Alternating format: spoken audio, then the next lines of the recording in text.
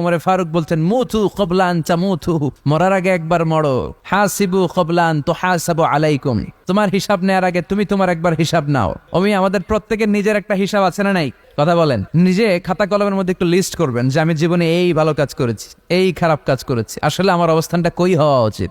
নিজে খাটের মধ্যে একবার শটাং হয়ে মরার মতো পড়ে থাকবেন, ভাববেন যে আমি মরে গেছি। ভাবেন না কি হবে, ছেলেমেয়েরা কান্না করবে, আত্মীয় স্বজন কান্না করবে, মাইকে অ্যানাউন্সমেন্ট হবে অমুক এলাকার অমুক ভাই আমাদের মাঝে দুনিয়ায় নাই। বিশাল দেবিদ্বারের ময়দানে আপনার জানাজা হবে, খাটিয়াতে করে নিয়ে যাওয়া হবে। শুয়ে শুয়ে ভাববেন আগে থেকে খুদে রাখা কবরে আপনাকে ফেলে বাঁশ দিয়ে উপরে মাটি চাপা দিয়ে চলে আসবে। অন্ধকার, শুধু অন্ধকার। এই অন্ধকার যেন শেষ হতে চায় না। This is the nature of life. এই তো জীবন। কুফানগরীতে এক নাস্তিক ছিল। সে বলে বেড়াতো আমি আল্লাহরে দেখি না তাই মানি না। কুফানগরীর লোকজন বলে আমাদের এক ইমাম আছে নাম নু'মান ইবনে সাবিত, ওনার সাথে বসলে তুমি আল্লাহরে দেখতে পাবা। সে বলে তাই, তাহলে তোমাদের ইমামকে ডাকো। সাইয়েদনা ইমাম আবু হানিফা টাইম দিলেন, এই জুমার দিন, আজকে জুমার দিন না, এই জুমার নামাজের পরে ঠিক ভর দুপুরে 2টায় সবাই আমরা একত্রিত হব। নাস্তিকও আসবে, সাইয়েদনা ইমাম আবু হানিফাও আসবে। জুমার সালাতের পরে লোকের বন্যা বয়ে গেল, বাঁধ ভাঙা জোয়ার, অনেক মানুষ। নাস্তিক এসেছে, লক্ষ লক্ষ লোক এসেছে, আসে নাই ইমাম আবু হানিফা। আসে না আধা ঘন্টা, 1 ঘন্টা, 2 ঘন্টা পরে আসছে। নাস্তিক বলে এই তোমাদের ইমাম, যার কোনো সময়ের জ্ঞানই নাই, এর সাথে কিসের তর্ক? সাইয়েদনা ইমাম আবু হানিফা বলে ইনদি উযর, আমার ওজর আছে। কি ওজর? সাইয়েদনা ইমাম আবু হানিফা বলেন আমি ঘর থেকে বের হয়ে আসার পথে একটা নদী পার হয়ে আসতে হয়। আজকে এসে দেখি নদীর মধ্যে কোনো মানুষ টানুষ নাই, নৌকা নাই, মাঝি নাই, কিচ্ছু নাই। তো হঠাৎ দেখলাম পাশে বিশাল বড় একটা গাছ। এই গাছটা এমনি এমনি 2 ভাগ হয়ে গেল। হঠাৎ গাছ থেকে এমনি এমনি লম্বা তক্তা হয়ে গেল। এমনি এমনি তক্তাগুলো জোড়া লেগে নৌকা হয়ে গেল। আর নৌকা আমার সামনে আসলো, মাঝি ছাড়া, লগি বৈঠা ছাড়া। আমি নৌকায় যেয়ে বসলাম, নৌকাটা আমার নিয়ে টান দিয়ে সাঁ করে ওপারে নিয়ে গেল। তো এই যে এই কাজগুলো আর প্রসেসিং গুলো হতে আমার 2 ঘন্টা সময় লেগেছে। নাস্তিক কয় তগ ইমাম গাঞ্জা খাইছে, মাথার তার ছিঁড়া গেছে, নাহলে কোনো সুস্থ মানুষ এই কথা বলতে পারে? এমনি এমনি নাকি গাছ ভেঙে তক্তা হয়, এমনি এমনি নাকি তক্তা লেগে নৌকা হয়, এমনি এমনি নাকি মাঝি ছাড়া নৌকা চলে। সাইয়েদনা ইমাম আবু হানিফা বললেন এই তো আপনি লাইনে চলে আসছেন, আপনারে বুঝানো এখন আমার খুব সহজ হবে। এমনি এমনি গাছ কাটে না করাত ছাড়া, এমনি এমনি তক্তা জোড়া লাগে না, নৌকা হয় না মিস্ত্রি ছাড়া, এমনি এমনি নৌকা চড়ে না মাঝি ছাড়া। তাহলে এত বিশাল বড় আকাশটা কেমন করে এমনি এমনি হলো? জমিনটা কেমন করে এমনি এমনি হলো? সাগর, মহাসাগর, পাহাড়, মরুভূমি কেমন করে এমনি এমনি হলো? এগুলোর একজন স্রষ্টা আছে না নাই? নাস্তিক কয় তাই তো, আসলেই তো আমি হাদারাম, আসলেই তো আমি উল্লুক্কা পাঠা। এইভাবে তো আমি কখনো ভেবে দেখি নাই, এইভাবে তো কখনো চিন্তা করি নাই। ও ইমাম, তুমি আমার ঘুমন্ত বিবেককে জাগিয়ে দিয়েছো, তুমি আমার চোখের সামনের পর্দাটা উঠিয়ে দিয়েছো, তুমি আমার দৃষ্টিভঙ্গিকে পরিবর্তন করে দিয়েছো। ও ইমাম, তুমি আমার চোখ খুলেছো, তুমি আমাকে হক চিনতে সাহায্য করেছো।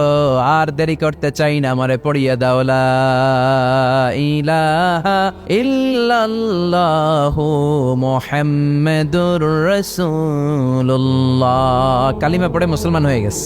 আল্লাহু আকবার পড়েন। It's an eye opener for you. এই সূরাটা আপনাদের জন্য আই ওপেনার, চোখ খুলে দিবে। একটু চিন্তা করলেই বুঝবেন যে নাস্তিকদের যুক্তিগুলো খুবই হালকা। ওরা স্রষ্টাকে মানতে চায় না, আল্লাহরে মানতে চায় না। এর কারণ ওরা বলে আনসিন ইজ নাথিং, যেটারে দেখি না ওইটা মানি না। নাউজুবিল্লাহ পড়বেন না? কিন্তু ওরা ওদের জীবনে অনেক কিছু দেখে না, ওরা মানে না। আচ্ছা, আপনি আপনার জীবনে সরাসরি চোখ দিয়ে আমেরিকা দেখছেন? কথা কয় না। তা আমেরিকা যে আছে মানেন না? যারা এখনো হজে যান নাই, হজে যারা এখনো যান নাই, কাবা ঘর নিজ চোখে সরাসরি দেখছেন? টিভিতে না, টিভিতে তো সবাই দেখছি। সরাসরি কাবা ঘর দেখছেন? তো আপনি যে দেখেন নাই, আপনি সৌদি আরব যে আছে, কাবা ঘর যে আছে, মানেন না? নাস্তিকরা বাতাস খালি চোখে দেখে না, দেখে, কিন্তু নাস্তিকরা বাতাস মানে না। Why do you believe on that? তো বাতাস মানুষ কেন? তোর দাদা, তোর বাবা কোনোদিন বাতাস দেখছে? তুই তোর চোখ দিয়ে কোনোদিন বাতাস দেখেছিস? Do you see the air in the atmosphere? উত্তরে বলবেন no. So why do you believe on that? বাতাস বিশ্বাস করো কেন? Do you see the migraine pain when someone feel in his head? কেউ যখন মাথা ব্যথা অনুভব করে বলে যে আমার মাথাটায় প্রচন্ড ব্যথা। ভাইজানের মাথা ব্যথা প্রচন্ড, দেখা যাচ্ছে? মাথা ব্যথা থাকলেও মাথার অবস্থা যা, না থাকলেও এটা দেখা যায় না। So why do you believe on that? মাথা ব্যথা দেখা যায় না তো বিশ্বাস করস কেন? এগুলো কপাল পড়া, এগুলো হচ্ছে নাম্বার 1 হাদারাম, উল্লুক্কা পাঠা। নাস্তিকদের জন্য এই সূরার ভেতরে আল্লাহ তাআলা অনেক দিক দর্শন রেখেছেন, জীবন দর্শন রেখেছেন। আল্লাহ বুঝাতে চান যে গোলাম, আমারে চেনার জন্য, আমারে দেখার জন্য তোর ডক্টরেট ডিগ্রি লাগবে না, তোর ব্যাচেলর ডিগ্রি, মাস্টার্স ডিগ্রি লাগবে না। তুই আমার সৃষ্টির দিকে একটু নজর করে তাকা, একটু ঠান্ডা মাথায় চিন্তা করে দেখ, একটু সাগরের দিকে তাকা, একটু নদীর দিকে তাকা, একটু পাহাড়ের দিকে তাকা। তাকালেই তুই বুঝবি সামওয়ান ইজ কন্ট্রোলিং এভরিথিং। একজন এমডি আছে, ম্যানেজিং ডাইরেক্টর, মহা ব্যবস্থাপক, যিনি গোটা বিশ্বের সব ব্যবস্থাপনার আঞ্জাম দিচ্ছেন। চিল্লায় বলেন ঠিক কিনা? আল্লাহ বলে তুই সাগরের দিকে তাকা, পাহাড়ের দিকে তাকা, নদীর দিকে তাকা। সাগরের দিকে তাকালে আমি আল্লাহরে খুঁজে পাবি, আল্লাহর সৃষ্টির দিকে তাকালে আল্লাহরে পাওয়ার সুযোগ আছে না নাই?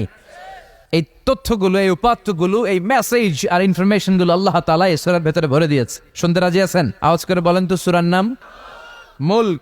মুলক মানে কি? মুলক মানে রাজত্ব, মুলক মানে ক্ষমতা, মুলক মানে পাওয়ার, মুলক মানে কিংডম, মুলক মানে সভরেইনটি, মুলক মানে অথরিটি কার? এজন্য রাব্বুল আলামিন বলেন তাবারাকাল্লাযী বিয়াদিহিল মুলকু ওয়া হুয়া আলা কুল্লি শাইইন কাদির। সুমহান সেই সত্তা যার হাতে ক্ষমতা আর তিনি সকল কিছুই করতে ক্ষমতাবান, সবকিছুর উপর কর্তৃত্বশীল। চিল্লায় বলেন ঠিক কিনা? তাবারাকাল্লাযী, সুমহান তিনি, বিয়াদিহিল মুলক, যার হাতে ক্ষমতা। ক্ষমতা কার হাতে? নাকি প্রধানমন্ত্রীর হাতে, র্যাবের হাতে, পুলিশের হাতে, আমনেগো হাতে? আপনারা তো কোন ক্ষমতা সব আমগো হাতে। সকল ক্ষমতার উৎস কে? সকল ক্ষমতার উৎস আল্লাহ। কিন্তু আমরা বলে থাকি সকল ক্ষমতার উৎস জনগণ। এটা যুক্তিতে টিকে না। কি ক্ষমতা আছে আমাদের? কি ক্ষমতা আছে? কোনো ক্ষমতা নাই। আসল ক্ষমতার মালিক হলেন আল্লাহ। আমাদেরকে তো আল্লাহ দুর্বল করে বানিয়েছেন। ওয়া খলিকাল ইনসানু দাঈফা, আমাদেরকে দুর্বল করে তৈরি করেছে কে? শুধু আমরাই দুর্বল না, আমি দুর্বল, আমার বাপ দুর্বল, আমার দাদা দুর্বল, আমার 14 গোষ্ঠী দুর্বল। আমরা দুর্বলের ঘরের, চিল্লায় বলেন দুর্বলের ঘরের, সেই দুর্বলের ঘরের দুর্বল কয় আমরা সব ক্ষমতার উৎস। কি ক্ষমতা আছে আমার? আজকে মাহফিলের প্যান্ডেলের পেছন থেকে বলে, কেউ যদি বলে ওঠে হুজুর সাপ, কি বলে? সব দৌড়। আমি আমার নানা ঘরে লয়ে দৌড় তুমি এদিকে দৌড়া, চাচা আপন প্রাণ বাঁচা। সাপ কথাটা তো মজা করে বললাম, এত অনেকে খুঁজতেছে আসলে কি সাপ।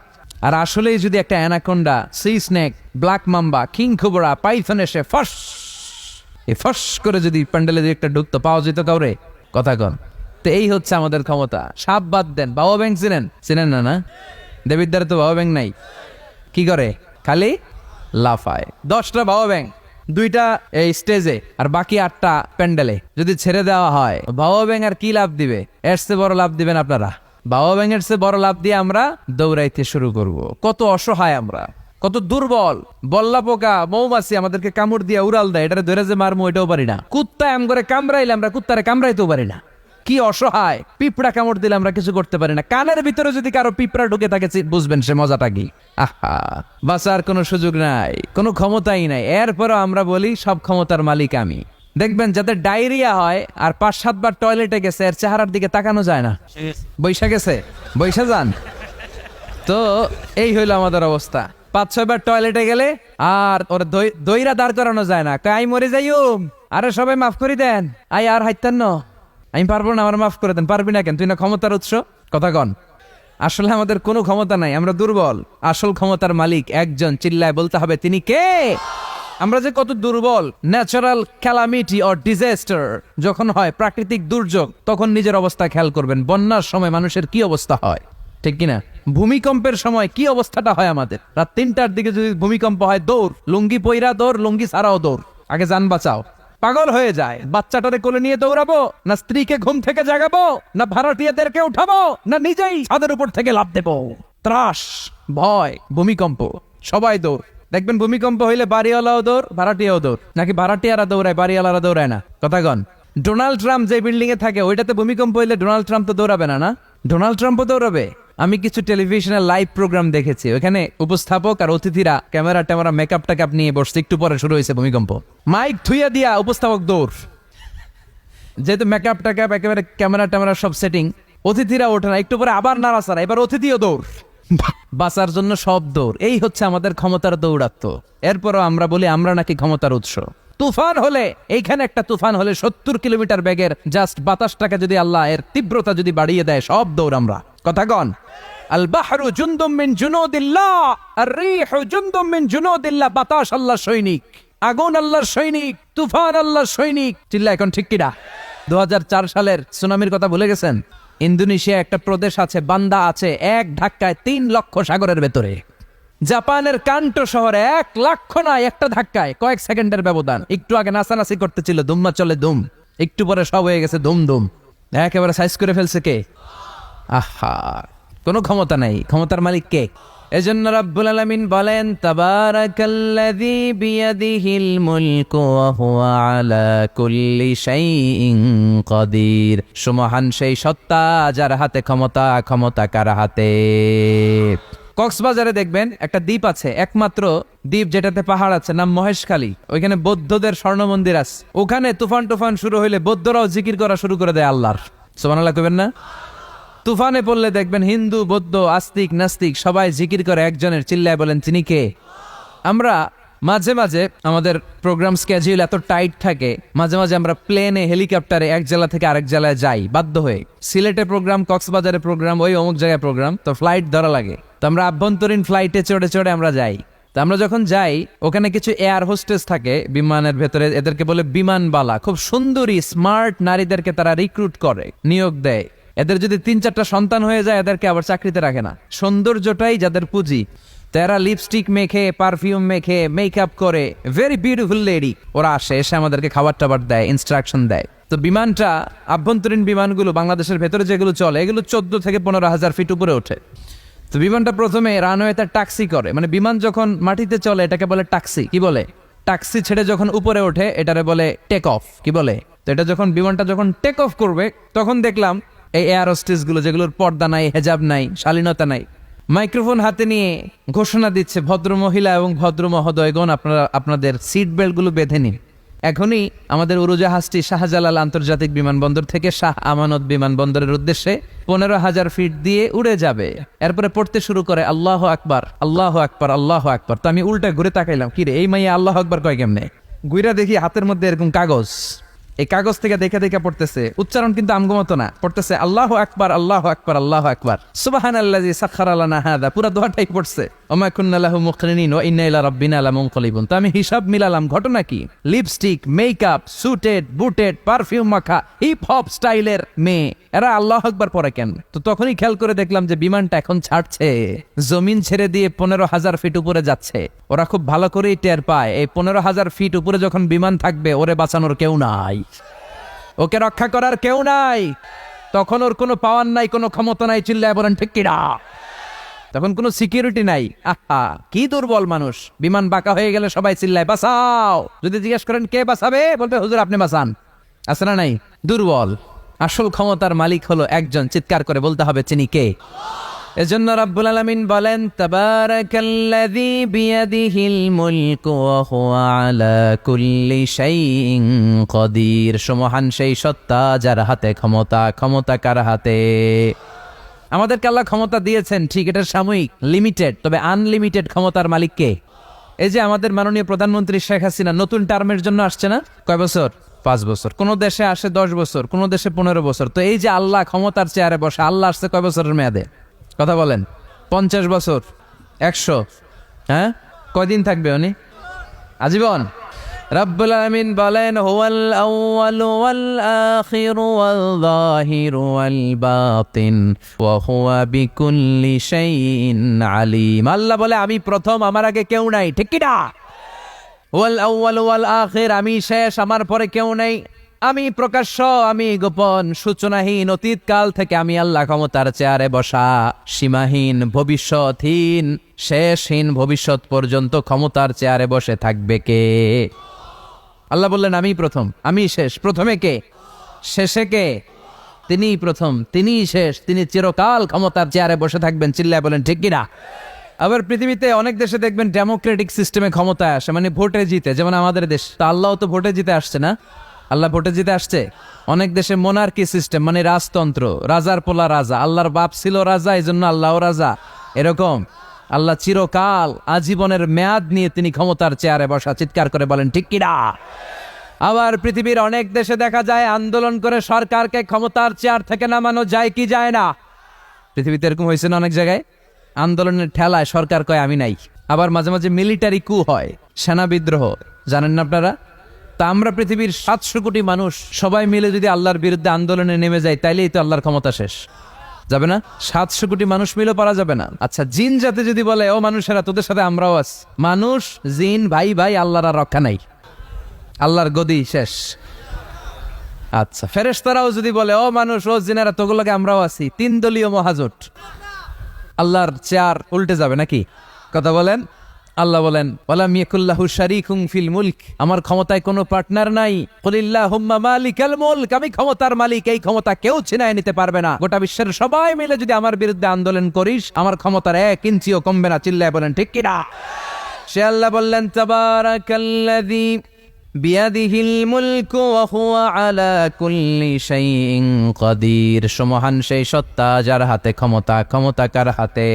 ওয়া হুয়া আলা কুল্লি শাইইন কাদির, তিনি সব বিষয়ে ক্ষমতাবান। ফাআলুল লিমা ইউরিদ, যা চান তিনি তাই করতে পারেন। তিনি কে? তিনি পাহাড়কে দরিয়া করতে পারেন, দরিয়াকে পাহাড় করতে পারেন, ধনীরে গরিব বানাতে পারেন, গরিবরে ধনী বানাতে পারেন, সম্মানিতকে অপমানিত করতে পারেন, অপমানিতকে সম্মানিত করতে পারেন। চিৎকার করে বলেন ঠিক কিনা? তিনিই ক্ষমতার মালিক। সকল ক্ষমতার উৎস হচ্ছেন তিনি। সকল ক্ষমতার উৎস আমরা জনগণ। আর কোনদিন বলবেন? তাহলে চিল্লায় বলেন তো, সকল ক্ষমতার উৎস কে? আল্লাহ সকল ক্ষমতার উৎস।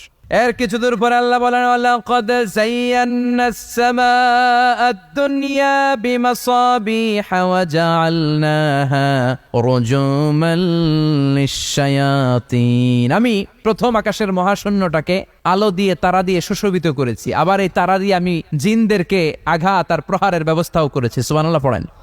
অনেক লম্বা কথা, আমি সংক্ষেপে মেসেজগুলো আপনাদের কাছে পৌঁছে দেই। আল্লাহ বলেন আমি প্রথম আকাশের মহাশূন্যটাকে তারা দিয়ে সাজিয়েছি। I have beautified the closure sky with light, candle and stars. মাথা উপরের দিকে তুললে আমরা যেটা দেখি এটা কি?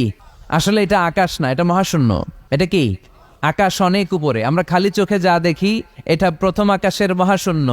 এই প্রথম আকাশের মহাশূন্যের অনেক উপরে প্রথম আকাশ, তারপরে দ্বিতীয় আকাশের মহাশূন্য, তারপরে দ্বিতীয় আকাশ, তারপরে তৃতীয় আকাশের মহাশূন্য, তারপরে তৃতীয় আকাশ। একটার চেয়ে আরেকটা বড়। সুবহানাল্লাহ পড়েন।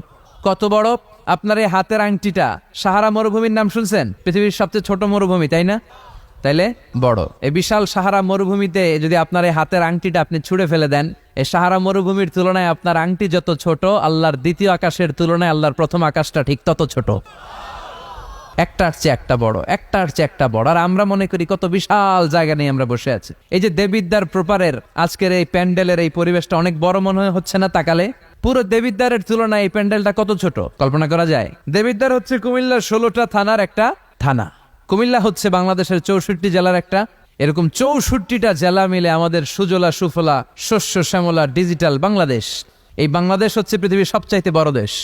কি বড় না? কত ছোট জানেন? মানচিত্রের মধ্যে বাংলাদেশ এটা লেখার জায়গা পাওয়া যায় না। বাংলা BANG পরে ইন্ডিয়ার উপরে, মাঝখানে LA, পরে বাংলাদেশের উপরে আবার DESH পরে আবার ইন্ডিয়ার উপরে।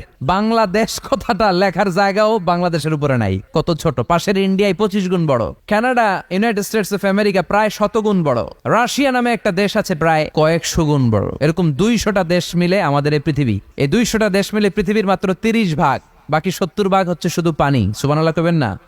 তাহলে পুরো পৃথিবীর তুলনায় দেবিদ্বারের এই প্যান্ডেলটা কত ছোট, কত ক্ষুদ্র আমি, কত তুচ্ছ আমি, কত নগণ্য আমি। চিন্তা করতে পারেন? আমাদের তাফসির মাহফিলগুলো হয়ে গেছে এখন শোডাউন। অনেক লোক জড়ো হইতে হবে, স্লোগান হইতে হবে, এগুলো আছে না নাই? আমাদেরকেও বেঁধে দেয় অনেক জায়গায়, হুজুর আপনার কিন্তু আজকে মাহফিল কাঁপাইতে হবে। কি বলে? কাঁপাইতে হবে। কিন্তু অনেক জায়গায় বলে হুজুর আপনার জমাইতে হবে। কি বলে? জমাইতে হবে। আবার অনেক জায়গায় বলে হুজুর আপনার কিন্তু মাহফিলটা ধরে রাখতে হবে। কি করতে হবে?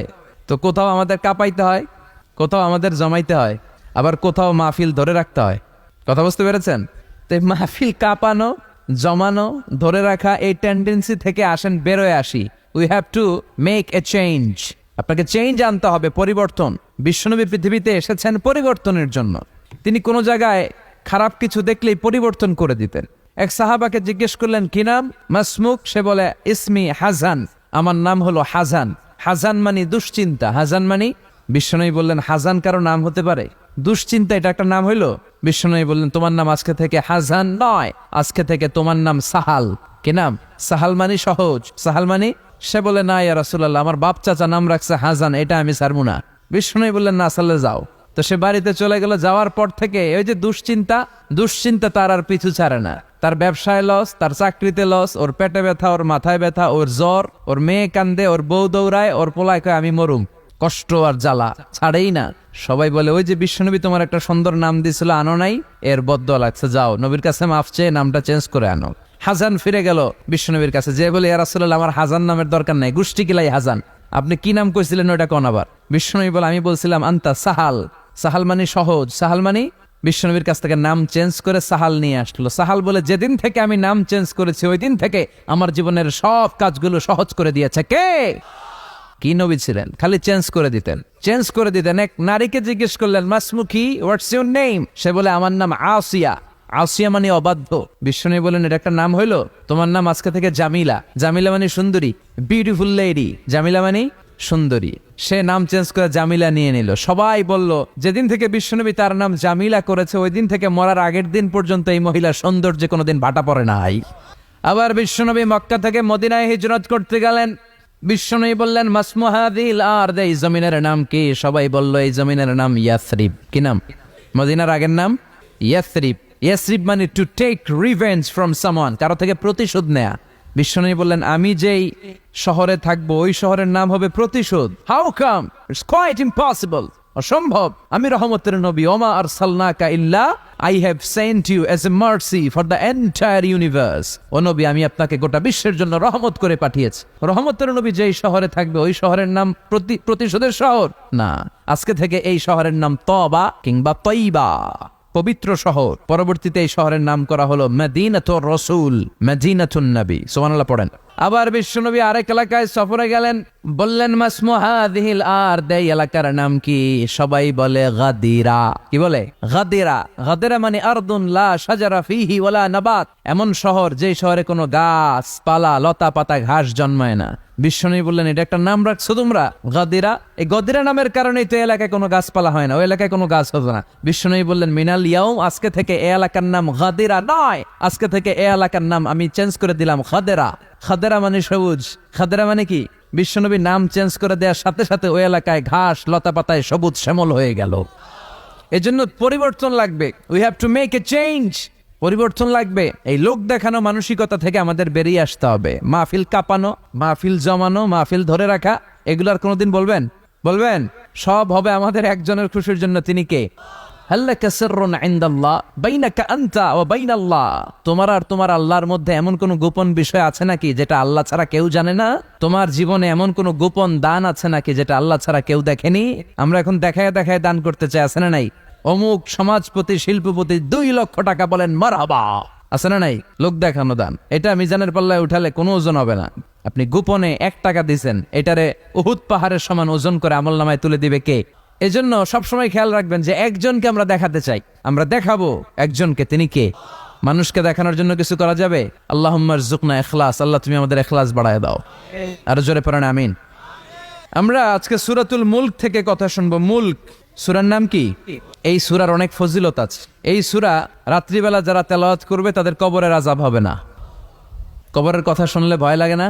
চলে যেতে হবে, কেউ থাকতে পারবো না। কিন্তু এই জিনিসটা আমাদের স্মরণেই আসে না। এত ব্যস্ততা, এত মায়া জাল, এত মায়ার জালে আমরা আটকে আছি। এত ব্যস্ত লাইফ, সকালবেলা অফিস, বিকেল বেলায় অমুক কাজ, তারপরে অমুক কাজ, একটার পর একটা কাজ চলতেই থাকে। এই ব্যস্ততার কারণে আমাদের জীবনটা সুপার বিজি লাইফ আমরা লিড করছি, আমাদের জন্য সময়ই নাই, কিন্তু চলে যেতে হবে। এজন্য সাইয়েদনা ওমর ফারুক বলতেন, মুতু ক্বাবলা আন তামুতু, মরার আগে একবার মরো।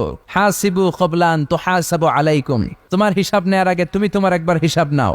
আমাদের প্রত্যেকের নিজের একটা হিসাব আছে না নাই? কথা বলেন। নিজে খাতা কলমের মধ্যে একটু লিস্ট করবেন যে আমি জীবনে এই ভালো কাজ করেছি, এই খারাপ কাজ করেছি, আসলে আমার অবস্থানটা কই হওয়া উচিত।